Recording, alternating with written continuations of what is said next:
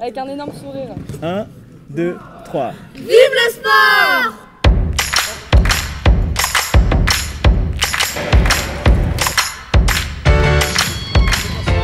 À un moment donné, je pense que tout le monde doit prendre conscience qu'il y a des personnes qui passent dans notre vie, c'est pas par hasard. Être à l'écoute, et quand on est à l'écoute, je pense qu'il y a beaucoup de choses qu'on peut retenir.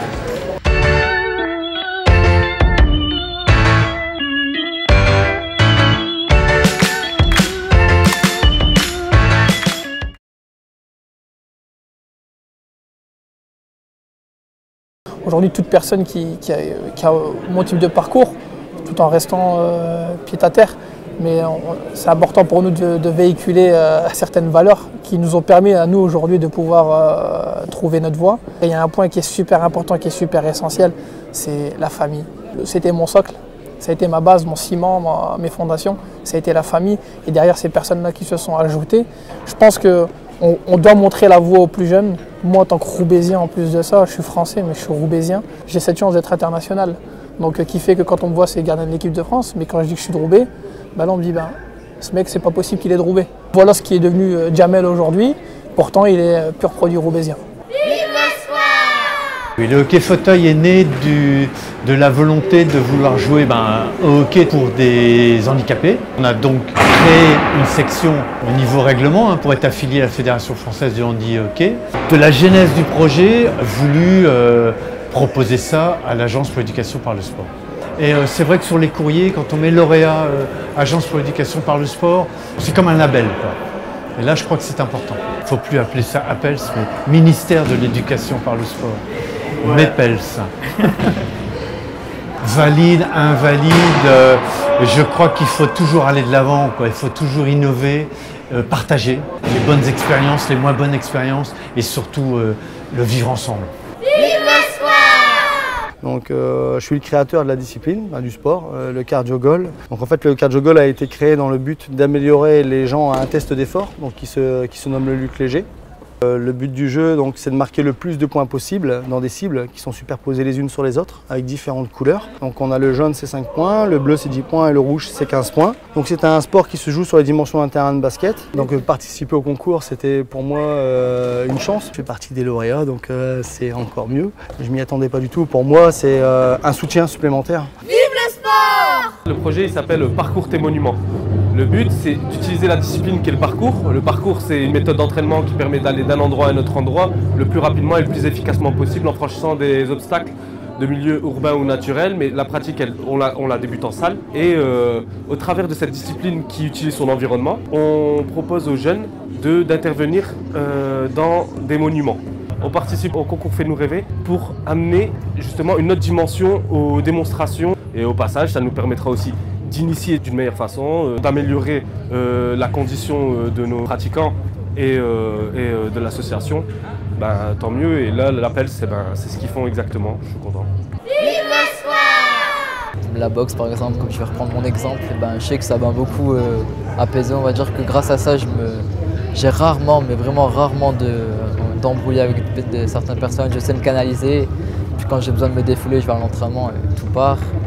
Et puis même pour les études, ça m'aide à plus me concentrer. Conseil, je dirais que s'ils ont la chance un jour de faire un sport et de progresser vraiment à un niveau exceptionnel, qu'ils ne lâchent pas, que même si c'est difficile, qu'ils ne lâchent pas et que tout travail paye de toute façon, tout travail paye et un jour ils verront bien que ça payera et puis que ce ne soit pas forcément qu'au niveau des études mais au niveau du sport et puis ça ramène beaucoup derrière déjà la fierté de soi-même, la fierté de ses proches et la fierté de sa ville aussi, puis après ils auront peut-être la chance de participer comme moi aujourd'hui à des associations dans le genre. Vive le sport! On est vraiment ravis de vous accueillir, on est vraiment ravis que vous ayez décidé de faire un petit arrêt dans votre Tour de France à Roubaix. Je le dis d'autant plus que j'ai eu la chance il y a quelques mois, quelques jours après mon élection, de remettre à quelques centaines de mètres d'ici le mythique pavé du Paris-Roubaix au vainqueur. Et c'est vrai que là-dessus, on est une ville de tradition sportive avec cette reine des classiques qui nous fait connaître un peu partout dans le monde, mais aussi on est une ville où on a créé beaucoup de sports nouveaux, où on a été pionnier, par exemple du futsal, mon cher Djamel.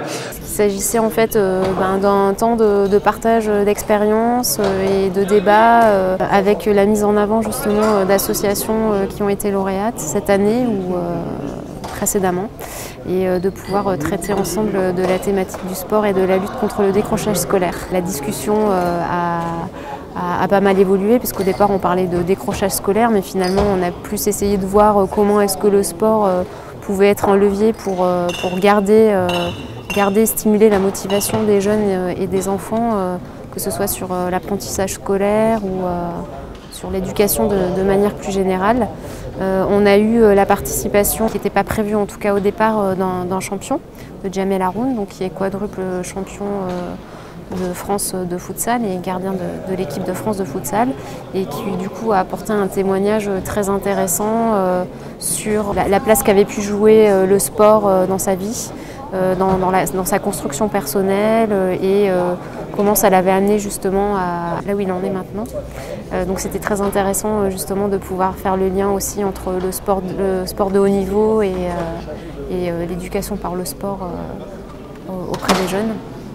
Sur la table ronde, oui, c'était très bien parce que du coup on a eu un panel d'associations très diverses, puisqu'on avait à la fois des associations de jeunes, des associations comme Parcours 59 qui pouvaient témoigner directement en tant que jeunes voilà, du lien entre sport et lutte contre le décrochage scolaire. On a eu des associations plus qui travaillaient sur l'insertion avec des jeunes donc plus âgés de 18 à 25 ans qui du coup n'étaient plus dans des logiques de décrochage scolaire mais plutôt d'insertion professionnelle. On a eu aussi du coup une prof de PS, donc on a pu voir directement le lien entre le sport et l'école. Voilà, c'était très intéressant. Dans le sport, on peut faire preuve de créativité, d'innovation. Et puis, je salue nos amis d'Andernay qui étaient présents avec nous sur le Forum mondial dans le Pas-de-Calais, merci. Et puis, saluer aussi nos amis du Conseil régional qui sont des fidèles partenaires depuis maintenant 18 ans. Voilà. Je pense que ce qui a été intéressant, c'est qu'il y avait les différents corps de métier. Il y avait différentes expériences, que ce soit associatif, que ce soit au niveau de l'éducation nationale. Je pense que ça a été intéressant pour le public qui était présent de connaître les différents leviers et les différentes manières de pouvoir orienter sur cette question-là, qui est l'éducation par le sport. Les projets aussi, la diversité dans les projets, comment c'était amené. Donc on voit que aujourd'hui il y a vraiment une diversité dans ces différents points-là. Donc c'était super intéressant.